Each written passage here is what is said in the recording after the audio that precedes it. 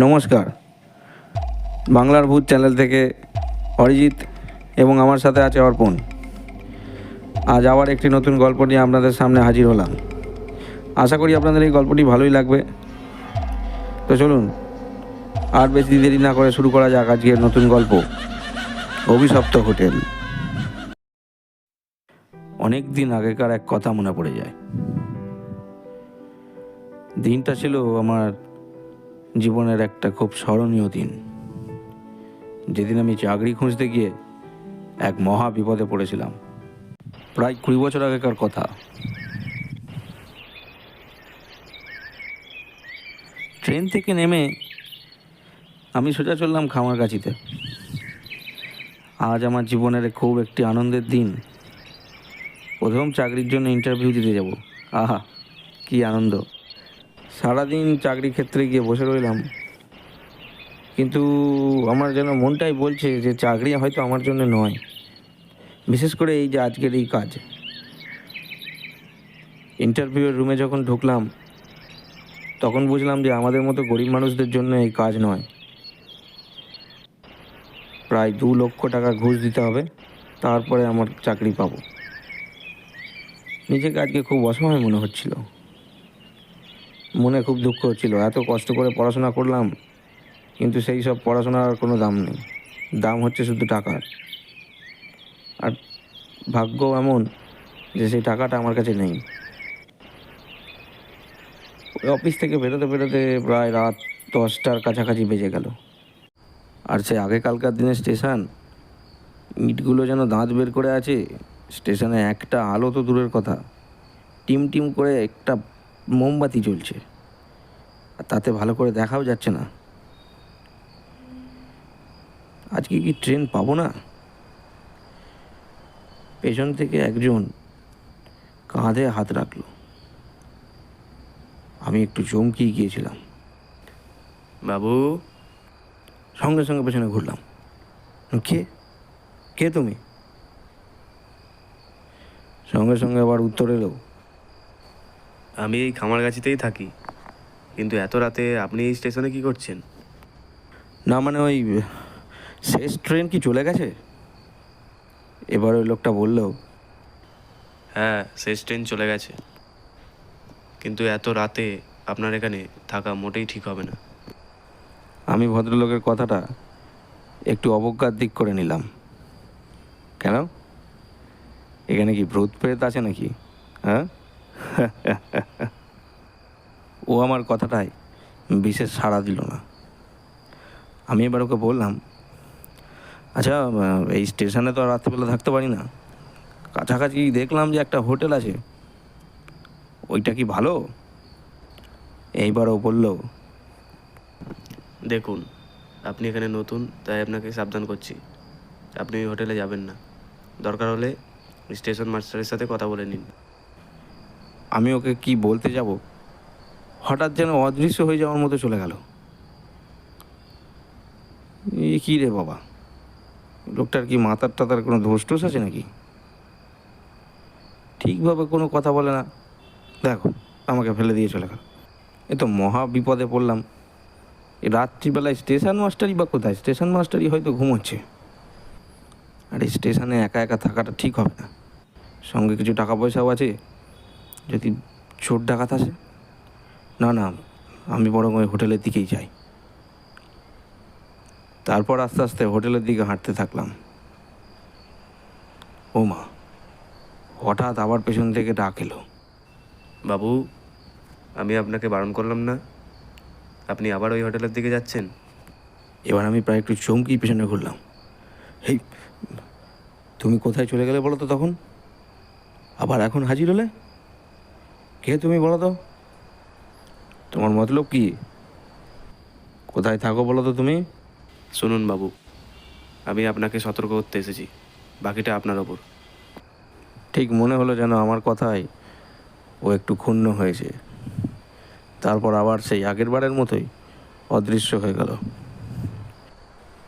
এবার আর আমি বেশি কিছু না ভেবে ওই হোটেলের দিকে হাঁটতে থাকলাম। তারপর আমি সেই হোটেলের সামনে পৌঁছে গেলাম। কি বলবো আপনাদের, সেই হোটেলের চেহারা দেখলে একটা জোয়ান মধ্য পর্যন্ত ভয় খেয়ে যেতে পারে। এমনই সেই হোটেলের অবস্থা। সামনে বড় বড় গাছপালা গজিয়ে গেছে, ইট বার করা,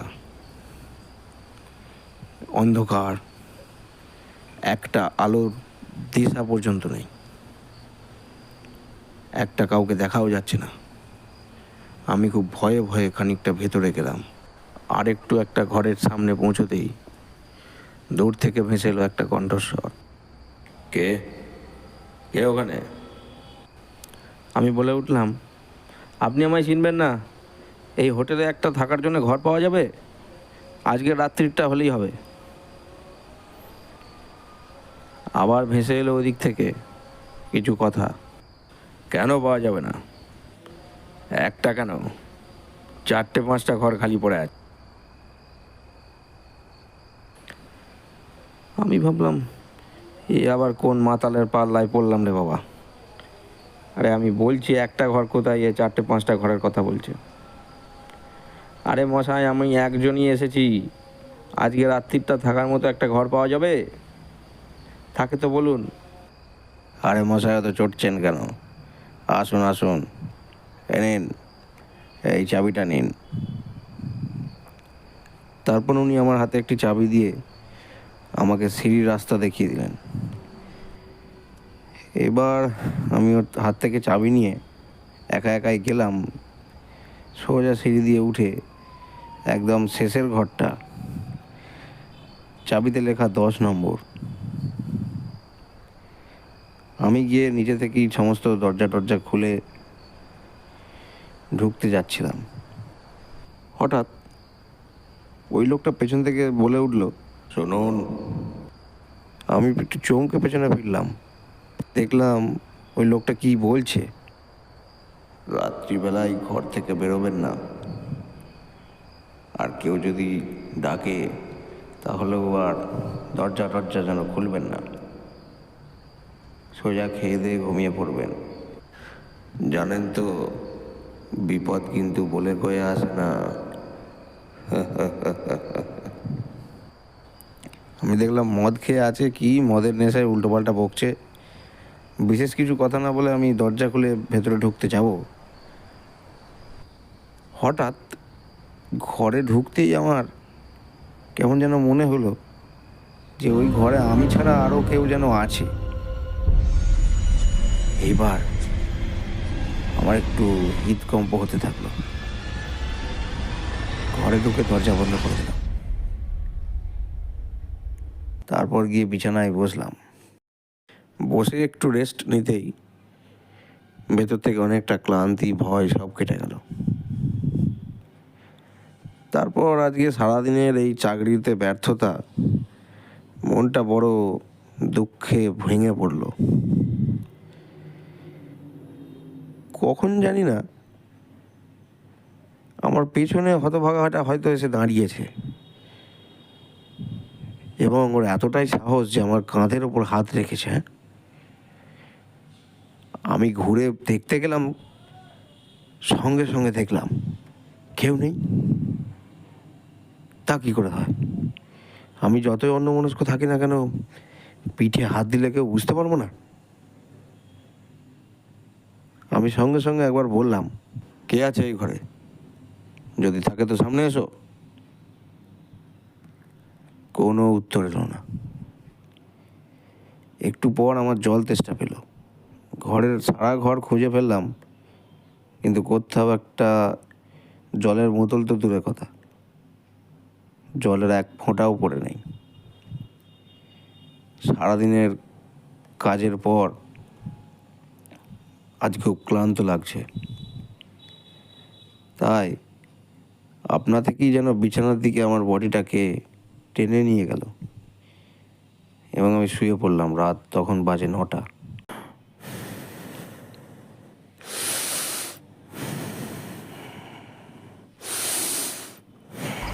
কখনই জানি না, মাঝরাত্রিরে আমার ঘুমটা ভেঙে গেল। ভাঙার পরেই ঘরের জানলার কাছে দেখতে পেলাম কে যেন মুখ বাড়িয়ে দূর থেকে দাঁড়িয়ে আছে। আমি সঙ্গে সঙ্গে কে বলে উঠতে যাব, কেন জানি না মনে হলো আমার বুকের উপরে কেউ বসে আছে। আমার তখন সারা শরীর ঠান্ডা বরফ হয়ে গেছে। বুঝতে পারছি আমার শরীরের ওপর কেউ তার সমস্ত ওজন দিয়ে বসে আছে, এবং মুখটা একটু ওপর দিকে তুলতেই, মাই গড, কি ভয়ঙ্কর চেহারা! যেন চোখ মুখ জ্বলে খাক হয়ে গেছে। আমি খুব জোরে চিৎকার করে উঠলাম, তারপরে আমার সম্বিত ফিরতেই দেখলাম কোথাও কিচ্ছু নেই।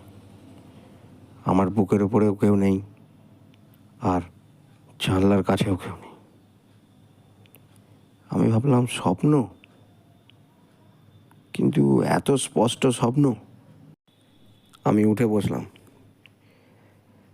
উঠে বসার পর ঘড়ির দিকে তাকিয়ে দেখলাম রাত 12টা। দেখলাম গলাটা শুকিয়ে কাঠ হয়ে গেছে। তারপর আমি দরজা খুলে সিঁড়ি দিয়ে নামছিলাম। নামার সময় পেছন দিক থেকে আমার ঘরের দরজাটা ধাম করে দরজা বন্ধ হয়ে যাওয়ার আওয়াজ হলো। আর দরজা বন্ধ হওয়ার পরেই ভেসে এলো এক ভয়ঙ্কর হাসি। আমি প্রায় সঙ্গে সঙ্গে দৌড়াতে দৌড়াতে ওই যে ছেলে ছোকরাটা ছিল তার ঘরে গিয়ে খুব জোরে জোরে ধাক্কা মারতে থাকলাম।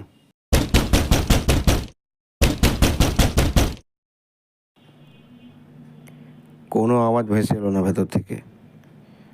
আমি এবার ডাকলাম, ও ভাই, ভাই, আমাকে কোন ঘরে থাকতে দিয়েছো? বেরিয়ে এসো। কিন্তু কোনো প্রত্যুত্তর নেই। আমার এবার সিঁড়ি দাঁড়াবে বরফের স্রোত নেমে গেল। আর দূর থেকে দেখতে পেলাম যে রিসেপশানে কেউ একজন বসে আছে। আমি প্রায় হতভম্ব হয়ে জোর ছুটে রিসেপশনের কাছে পৌঁছালাম, এবং পৌঁছেই চমকে উঠলাম। সেখানে তো কোনো মানুষ তো দূরের কথা, একটা পশু পর্যন্ত নেই। আর রিসেপশনের টেবিলে এক ফোঁটা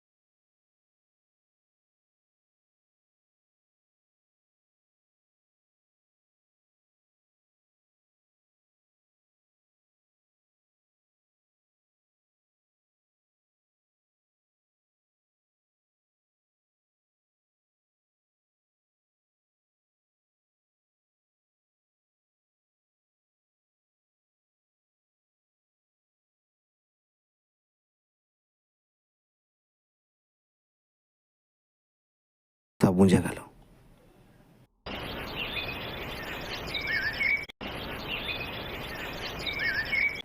চোখে মুখে জল পড়তেই আমার আচ্ছন্নতা কাটল। সকালবেলা উঠে আমি চোখ খুলেই দেখতে পেলাম কালকে সেই ভদ্রলোককে। সে কেমন বিস্ফারিত চোখে আমার দিকে তাকিয়ে আছে। হয়তো জীবন্ত দেখবে আশাও করেনি। এবার উনি আমাকে প্রশ্ন করলেন, আপনি এখন কেমন আছেন? হ্যাঁ, ওই আছি আর কি। আমার কথা শেষ না হতে উনি আবার বললেন, আপনি কি কাল রাত্রে ওই হোটেলের মধ্যে ছিলেন? আগে হ্যাঁ, কিন্তু আপনি আমায় বারণ করেছিলেন। কিন্তু আমি আপনার কথা না শুনে মনে হচ্ছে ভুলই করেছিলাম। ওই হোটেলের রহস্যটা কি একটু যদি আমাকে পরিষ্কার করে বলেন। এই হোটেলে যারাই আসে তারাই একটা ছেলেকে দেখতে পায়। আপনি কি কোনো ছেলেকে দেখতে পেয়েছিলেন? হ্যাঁ, একজন ছিল। আর কাল রাত্রে ওই আমায় প্রথমে আক্রমণ করে। কি ব্যাপারটা একটু আমার কথা শেষ না করতে দিয়েই উনি বলে চললেন, এই হোটেলের মালিক কোনোদিনই এই হোটেলে আসতো না। আর এই হোটেলটা চালাতো কমল নামের একটি ছেলে। ওরই আত্মা আজও ঘুরে বেড়ায় এই হোটেলের চারপাশে। অনেক দিন আগে এই হোটেলে এক খুনি রাত্রিবেলায় আসে, আর ও কমলের কাছে মদ খেতে চায়। কমল মদ দিতে রাজি না হয়, সেই খুনিটা কমলকে খুন করে। কিন্তু পুলিশ কোর্ট কাচারি এসব কিছু হয়নি? মানে ওই খুনের কোনো সুরাহা হয়নি? গরিব মানুষের ছেলে বাবু, ওরা কি আর বিচার পায়? তারপর থেকে এই হোটেলে কমলের আত্মা আজও ঘুরে বেড়ায়। সব শোনার পরে মনটা খুব খারাপ লাগলো। যাই হোক, ও তো একটা নিরীহ ছেলে ছিল। ওর আত্মার শান্তি কামনা করে আমি সেই সকালেই ট্রেনে করে ওখান থেকে বিদায় নিলাম। শুনছিলেন আমাদের গল্প অভিশপ্ত হোটেল। গল্পটি ভালো লেগে থাকলে চ্যানেলটিকে সাবস্ক্রাইব করবেন এবং বেশি বেশি করে শেয়ার করবেন। আমাদের গল্পটি শোনার জন্য এবং আমাদের চ্যানেলের পাশে থাকার জন্য আপনাদের অনেক অনেক ধন্যবাদ।